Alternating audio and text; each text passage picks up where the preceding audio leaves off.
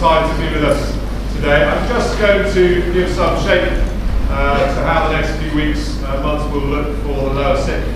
As you know, things change this year, with the January resits being taken out for the first time for a while. It's something which we very much welcome as a school. It gives a better balance and a better upper sixth experience, but it does obviously put more of a focus onto the summer exams. So essentially the way that the next term will look for the members of the lower sixth, we've got a 3-week holiday now, and then when we come back we'll have a 3-week stint of school before the bank holiday weekend, which is a long exec weekend for us, unusual. We don't like to let people go away, so it's an unusual step for us. And then there'll be a couple more weeks before we hit a very condensed session of exams. Very different experience to GCSEs. It all takes place within just over 2 weeks. Slightly overflowing to the other side of half term for a couple of you, whereas GCSEs are clearly more spread out. You need to be ready for that. It's a very different experience. Therefore, the preparation time that you put in now is going to be key. And if you plan it and you go steadily at it, you'll manage that pressure. If you leave it for study leave, you will find real pressure building and it will be difficult to manage. So just be very clear as to how that's being approached. After half term, there's a couple of days of exams. There's a nursing due back on the Thursday, I think, off the top of my head. And that's a slightly unusual period of time in the next couple of weeks where some subjects will start A2 courses, others will do extended work around and about their exams, but it will feel very different because you've just come from a very intense period. It will feel slightly different, there will be more space in that. And then we finish the year with a very much a clear focus on university applications. I can say hand on heart, I've worked in a number of schools. I have never seen the university process managed as well as it is here. David Fullerton, my colleague who is going to come speak to you in a moment, is the head of careers and has been doing this for a long time. He knows the system inside and out. He's handled the discussions with different admissions tutors. He has relationships with different universities. And I can recommend no more than just to say, if you are struggling at all with this process, I can warmly recommend spending some time with David and his team, Aaron Needs, as well, just to hear how this whole process is going to work. He will guide you through step by step how it will work, and I'm very grateful to him for his expertise and the time he's going to be there. So, David, if you can take it from here.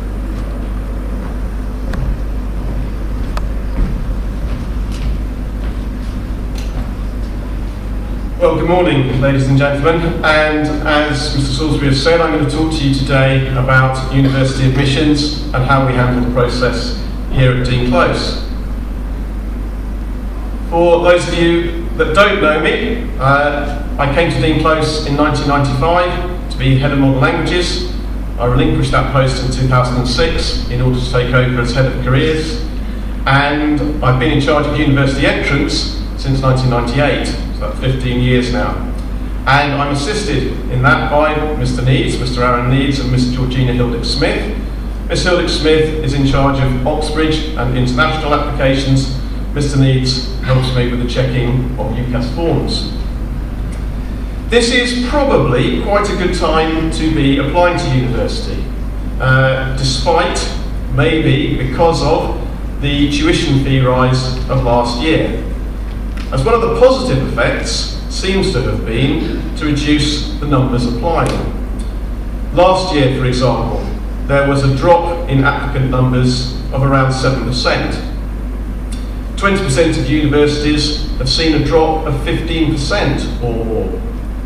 3/4 of Russell Group universities have their numbers dropping. Liverpool by 11%, King's College London by 10.7%, Warwick and Manchester by 10. The other piece of good news is that although the government fines universities £3,800 for every place they fill in excess of their quota, universities were told last year that they can admit as many applicants with AAB grades as they like. This year, that will change to ABB.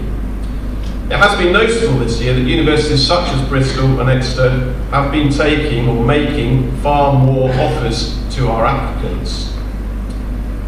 Another question that sometimes troubles parents: is it true that some universities are biased against applicants from independent schools? Well, despite everything that you read in the press and see in the media, about places like Oxbridge, Bristol, I do not believe that they discriminate against schools such as Dean Close. Many universities, however, have started to make more use of contextual data. In other words, they are looking at an applicant's exam results in the context of the school's results overall. My talk today is going to take you through the UCAS applicant journey, which you will find on page 7 of this UCAS parent guide. Now, the first thing I have to do is apologise for the fact that what you've got here is a photocopy of the 2013 guide. The 2014 one, which is the one that you need, is actually being published by UCAS today. They therefore said they couldn't get them to us on time. As soon as they arrive in school, they will be posted out to you. So it's a much sort of nicer, glossier brochure. You've got a photocopy. I apologise for that. I shall spend most of my time talking about steps 1 and 2 of the applicant journey, with a few words about finance when it comes to step 6. So, step 1, choosing courses, and what have the scholars been doing so far, and how will we be helping them over the coming months? Well, they've already done a centigrade test at the beginning of this term, and this is designed to help them with choosing what and where to study. The results arrive back in school just before half term. Each scholar has been monitored by their tutor, and the results of the tests have been discussed with them. Hopefully, the centigrade test will have given scholars some ideas about what to study. And the most important thing really is the course, not the institution. I do realise that an awful lot of people approach the problem the other way round, deciding they must go to a particular university and then desperately trying to find a course that they can do there. It's really important for the scholars to be realistic about their choices. They must check the grade requirements for the course they are applying for. And this can be done online via the entry profiles, which are available for a large number of courses on the UCAS website, using the course search facility. Sometimes this can be tricky. Certain grade requirements may only appear somewhere in the very small print, so it really is vital that scholars are thorough in their research before they submit their UCAS form. They must study university websites very carefully. Sometimes, I'm afraid, universities will change grade requirements during the application process and even after UCAS forms are submitted. The whole year group will go to a Category A UCAS convention at the University of the West of England, featuring representatives from over 90 universities. This will be on the second Tuesday of next term, April the 23rd. Now, we know from past experience that scholars find this event very, very valuable. If nothing else, they get a chance to visit a university, University of the West of England, to talk to students and to have a look around. During the last week of the Trinity term, as Mr. Salisbury's already mentioned, we'll be running our pre-university course for the 7th time. And the aim is certainly to make maximum use of the post-examination period, and I expect the course to run much the same as last year. Scholars will hear from heads of department talking about what it's like to study their subject at university. A number of old Decanians will be invited back to contribute to these talks. Scholars will attend seminars on a variety of topics, such as student life, study skills, personal statement writing, filling in their UCAS form, CV writing, and interview skills. On the afternoon of Tuesday the 25th of June, there will be a gap year fair here at school, and parents are very welcome to attend that. On Thursday, June the 27th, there will be trips to 3 different open days at Oxford, Bristol and Cardiff. And it's really important for scholars to visit universities on open days, and parents are welcome to go along too. You can get details of these from the centigrade booklet or the website opendays.com. Nowadays, it is nearly always necessary to book places in advance. We we do allow scholars 2 university visits during term time in the lower 6th, and holidays are of course also a good time to visit. Scholars unable to attend open days this year will always get the chance to do so after they have submitted their UCAS form, as the universities they put on their forms will normally invite them to visit early in 2014. So, moving on to step 2 of the applicant journey, namely applying yourself. When they return to school in the upper 6 in September, the scholars will be given their predicted grades. These are usually the grades which will appear in the reference on the UCAS form. Now this is quite late in proceedings, so this is why scholars must be realistic up to this point, so they don't get too much of a shock in September when they get their predicted grades.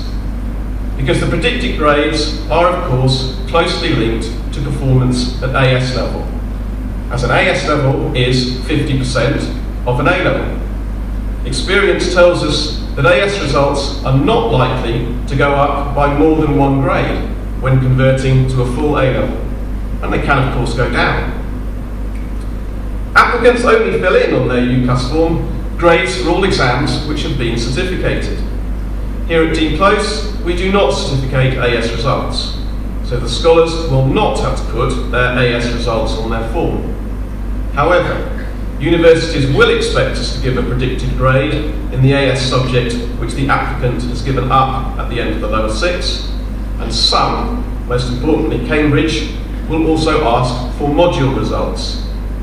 More and more universities are now making use of A-star grades as part of their offers, and my guess is that that is only going to increase.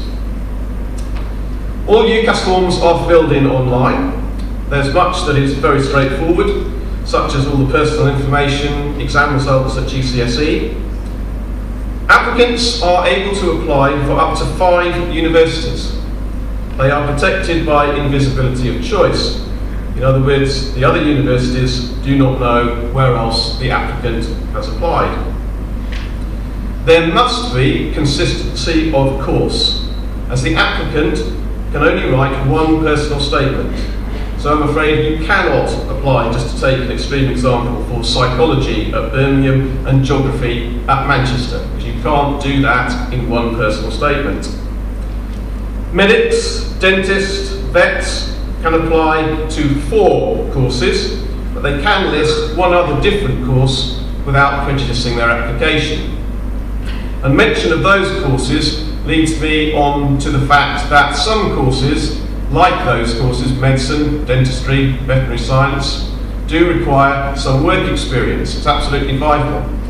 And this should be done during holiday time rather than during school time. And it needs to be organised by the scholars themselves. But the school can help out by providing some contacts.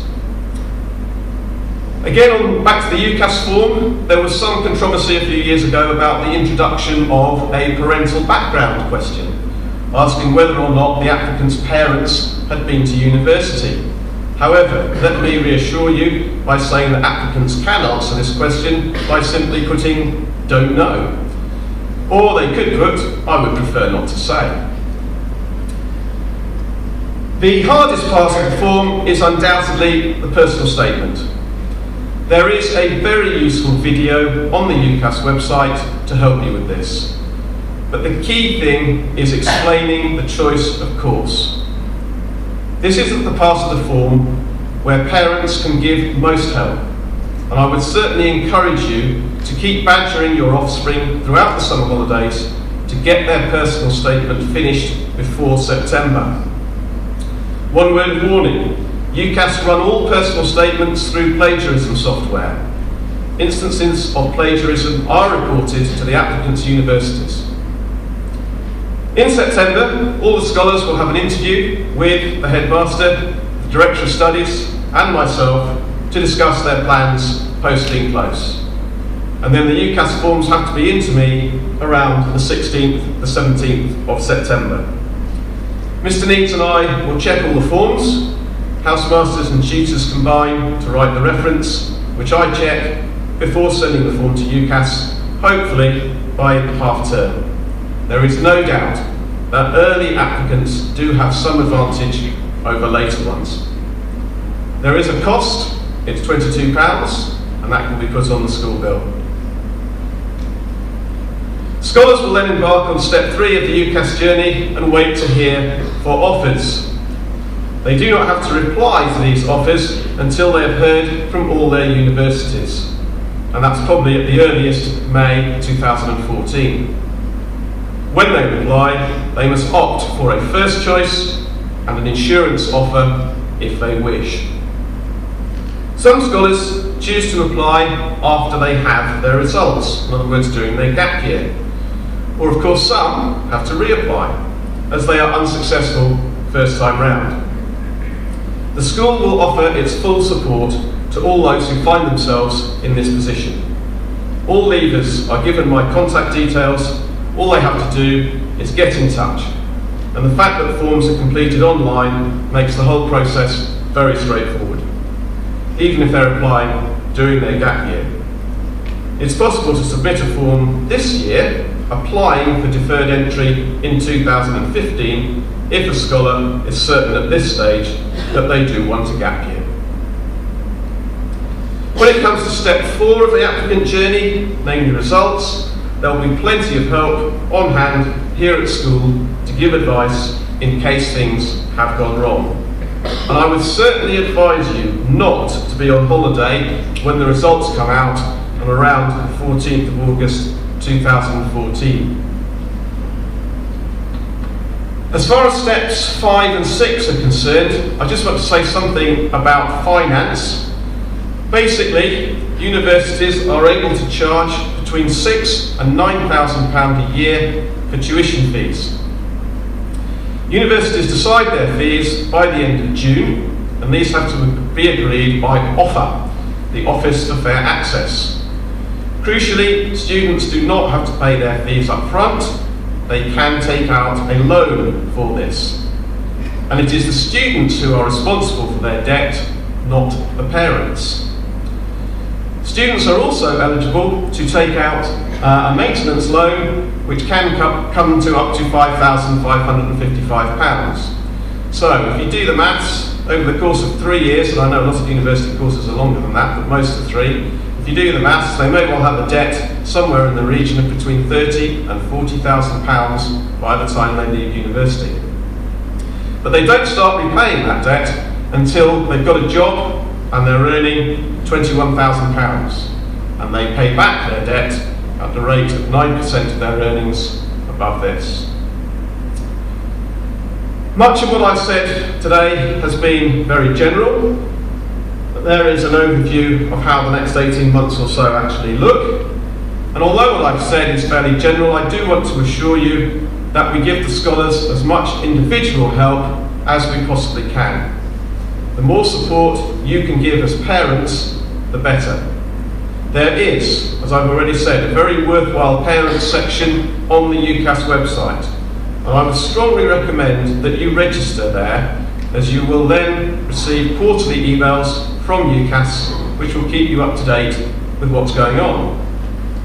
Also, keep referring to the UCAS parent guide, the photocopy you've got today. You'll get a decent copy later on in April, I hope. We'll post those out to you.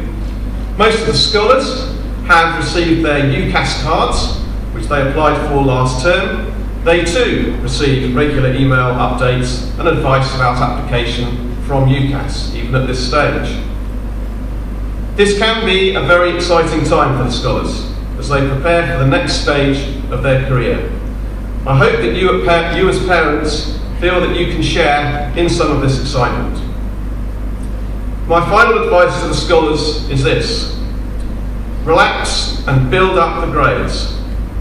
A-level marks are a kind of currency. The more you have, the more you can buy in the giant UCAS sweet shop. The most likely consequence of you attending university is the acquisition of a lifetime partner. You can't determine that, however hard you think about it.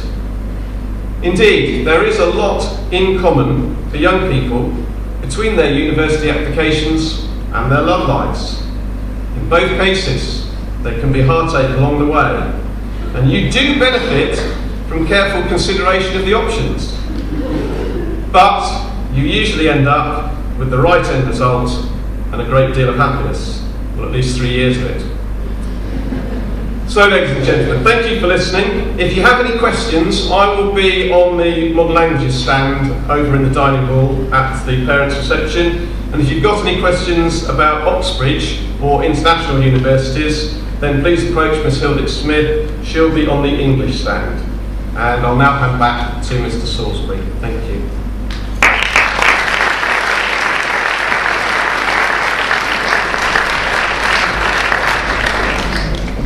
I just have a couple of items of housekeeping. Firstly, if you are planning or you're thinking of going on the Gold DME expedition leaving today, please can you just stay behind for 2 minutes for a quick update on where we are with that. Secondly, just to avoid a bottleneck going into the dining hall, can I ask that day houses please come through this door to my right here, along the bottom and then up by the English department, and scholars should be able to direct you that way, coming in through the English department door where all the forms will be there for you. For boarding parents, can I ask you to come out through the top doors and in through the normal double doors at the top, so you're able to pick up your things quickly. I wish you all a very good break. I hope it's a mixture of rest and work, and thank you for joining us today.